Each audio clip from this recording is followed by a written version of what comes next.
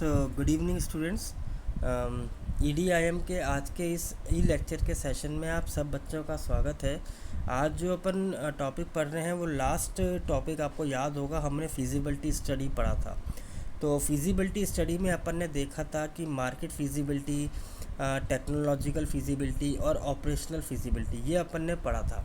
आज अपन उसी operational feasibility को थोड़ा सा कंटिन्यू करेंगे और उनके साथ साथ अपन जो इम्पोर्टेंट एक जो और प्रोजेक्ट है जिसको हमें स्टडी करना चाहिए, दैट इज़ फाइनेंशियल फिजिबिलिटी, इसको भी अपन आज कवर करेंगे। चलिए स्टार्ट करते हैं।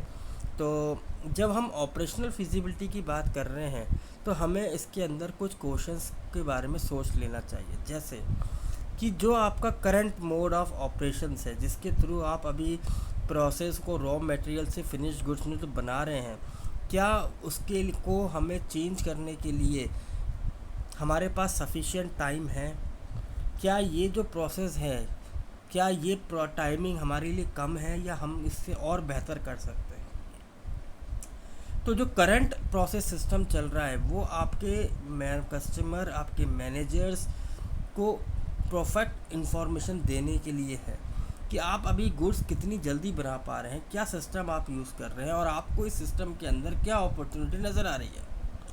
आपका जो करंट मोड ऑफ ऑपरेशंस है क्या वो कॉस्ट इफ़ेक्टिव है? क्या आप उसको कुछ बचा पा रहे थे, कॉस्ट रिड्यूस कर पा रहे थे? और यदि नहीं है तो क्या नया सिस्टम जो आप सोच रहे हो क्या वो कुछ कॉस्ट इफ़ेक्टिव होगा? क्या आप बेनिफिट को इंक्रीज़ करके कॉस्ट को कम कर पाओगे इस नए प्रपोज़ल के अंदर, वो भी अपने ऑपरेशंस के अंदर? ऐसे ही जो आपका करंट मोड ऑफ ऑपरेशंस है क्या वो आपको फ्रॉड और एक्यूरेसी के थ्रू गारंटी दे रहा है कि फ्रॉड को रिड्यूस करेगा, मिस्टेक्स को, एरर को रिड्यूस करेगा, सिक्योरिटी ऑफ डेटा को इंक्रीज़ कर देगा? तो आपको नए प्रपोजल को जाना चाहिए, वरना आपको हट जाना चाहिए, रिजेक्ट कर देना चाहिए। आपका जो करंट ऑपरेशन है मोड, क्या वो आपने उसमें सबसे ज़्यादा रिसोर्सेज अवेलेबल कर लिए या आपके पास से रिसोर्सेज वेस्ट हो रहे हैं? तो पीपल, टाइम, फ्लो, ये सारी चीज़ें आप एक बार देख लीजिए। क्या आपका जो कि करंट ऑपरेशन चल रहा है क्या ये आपके पास से एक रिलायबल सर्विसेज डेवलप कर रहा है, यानी टाइम पे कस्टमर्स को सर्विस दे रहा है, डिलीवरी, आफ्टर सेल सर्विसेज या अदर्स कुछ भी, वो आप चेक करिए। ऐसे ही क्या आपकी जो सर्विसेज हैं क्या ये फ्लेक्सिबल है? क्या आप इनको एक्सपेंड कर सकते हैं? जो करंट वर्क प्रैक्टिसेस आप फॉलो कर रहे हो, जो रूल्स आप फॉलो कर रहे हो, जो स्ट्रेटेजी आप फॉलो कर रहे हो, क्या ये सारी चीज़ें आपके इस नए सिस्टम को भी सपोर्ट कर पाएंगी? यदि आपने कोई सिस्टम डेवलप किया है तो क्या वो उस यूज़ का है? जो आपकी मैन पावर है, लेबर है, क्या उनको कोई प्रॉब्लम आएगी? क्या आपकी ऑर्गेनाइजेशनल की जो पॉलिसीज़ हैं उसमें कहीं कुछ न्यू सिस्टम से लेके कॉन्फ्लिक्ट अराइज होगा? क्या यह नया सिस्टम सोशली एक्सेप्टेबल है? क्या आप सभी गवर्नमेंट रूल्स रेगुलेशन को फॉलो कर रहे हैं? क्या आपका मैनेजमेंट इस नए प्रोजेक्ट को सपोर्ट करने को तैयार है? क्या आपके कस्टमर्स इस चीज़ से हैप्पी होंगे जो आप करंट बिजनेस के अंदर कर रहे थे और आप चेंजेस करना चाहते हैं? और सबसे बड़ी बात, यदि आपका नया सिस्टम ऑपरेशंस के टाइमिंग को रिड्यूस कर रहा है, कुछ बचा रहा है, तो आप करिए, वरना रहने दीजिए। फिर देखिए, आपका जो कस्टमर है क्या वो आपके इस प्रोजेक्ट में इन्वॉल्व है? क्या आपने उससे राय ली है? क्या आपने उससे फीडबैक लिया है? क्या आपने उससे डिस्कशन किया है? क्या ये जो नया सिस्टम आप सोच रहे हो लाने की, क्या ये आपके ऑर्गेनाइजेशन को कुछ बेनिफिट देगा? ओवरऑल आपके रेस्पॉन्स टाइमिंग को इंक्रीज़ करेगा? क्या आप जो इन्फॉर्मेशन कई बार लैग कर देते हो, खो जाती है, डिलीट हो जाती है, क्या वो वापस ला सकता है? क्या ये सिस्टम कस्टमर्स के द्वारा कंसिडरेबल होगा? क्या आपका कस्टमर अपने को इस रोल का पार्ट मानेगा, इस नए सिस्टम का पार्ट मानेगा? क्या मैनेजर्स इस सिस्टम को प्रॉपरली यूटिलाइज कर पाएंगे? क्या आपके यहाँ इस नए चेंजेस को अडॉप्ट करने वाला एनवायरनमेंट है? ये सारी चीज़ें हमें इस कहाँ स्टडी करनी है, इस ऑपरेशनल फिजिबिलिटी के अंदर करनी है। तो आप इसको 2-3 पॉइंट ऑफ व्यू से डिवाइड कर लीजिए। सबसे पहले कस्टमर के पॉइंट ऑफ व्यू से देख लीजिए, कस्टमर्स का इन्वॉल्वमेंट, कस्टमर्स का बिहेवियर, कस्टमर्स का रेस्पॉन्स टाइम, कस्टमर्स का एक्सेप्टेंस। ऐसे ही फिर आप उसको देखिए कि आपकी ऑर्गेनाइजेशन की policy, strategy making, management, workers, employees क्या इस नए प्रोसेस को एक्सेप्ट कर पाएंगे, क्या ये आपकी पॉलिसीज़ ऑर्गेनाइजेशन के थ्रू एक्सेप्ट होंगी या नहीं होंगी। ये सारे पॉइंट आपको स्टडी करने पड़ेंगे। और तीसरा आप देखिए आपके यहाँ का वर्किंग एनवायरनमेंट। देखिए सबसे ज़रूरी चीज़ है वर्किंग एनवायरनमेंट आपके बिज़नेस का। आप देख लीजिए यदि आपके एम्प्लॉयज़, इस नए मैनेजर्स इस नए प्रोसेस पे काम नहीं करना चाह रहे, फिर भी आप इस प्रपोजल को यूज़ कर रहे हो, इम्प्लीमेंट कर रहे हो, तो देखिए कॉन्फ्लिक्ट अराइज होगा। मैनेजर्स भी प्रॉपर तरीके से अपने आप को यूटिलाइज़ नहीं कर पाएंगे, अपनी फुल एफिशिएंसी नहीं दे पाएंगे।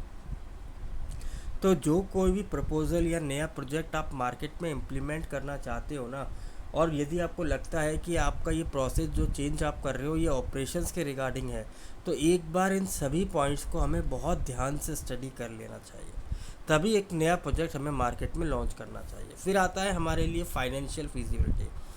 ये जो हम स्टडी करेंगे ये हमें ये बताएगा क्या ये जो प्रोजेक्ट है, क्या ये हमारी टोटल कॉस्ट और हमारे जो हम रेवेन्यू सोच रहे हैं उस पॉइंट ऑफ व्यू से हमने इसको कंसीडर कर लिया। यदि रेवेन्यू आपकी कॉस्ट ऑफ द प्रोजेक्ट को कवर कर रही है तो ये फ़ायदेमंद सौदा है, प्रपोज़ल सही है।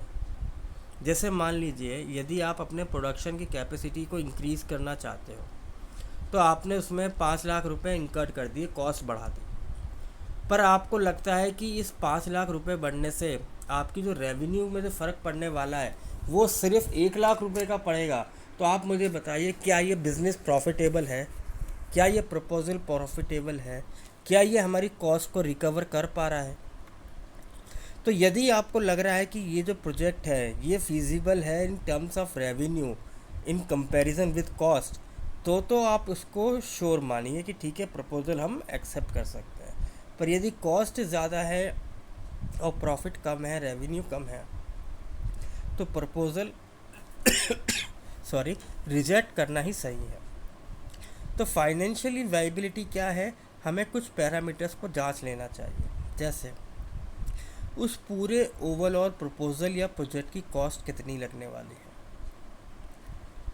उस प्रोजेक्ट में जो हम पैसा लगा रहे हैं, चाहे वो कैपिटल हो, चाहे वो डेब्ट इक्विटी हो, चाहे वो प्रमोटर्स की कैपिटल हो, शेयर कैपिटल हो, तो उसमें कितना इनकम हम कर रहे हैं और कितना रेवेन्यू हम उसके अंदर पाएंगे।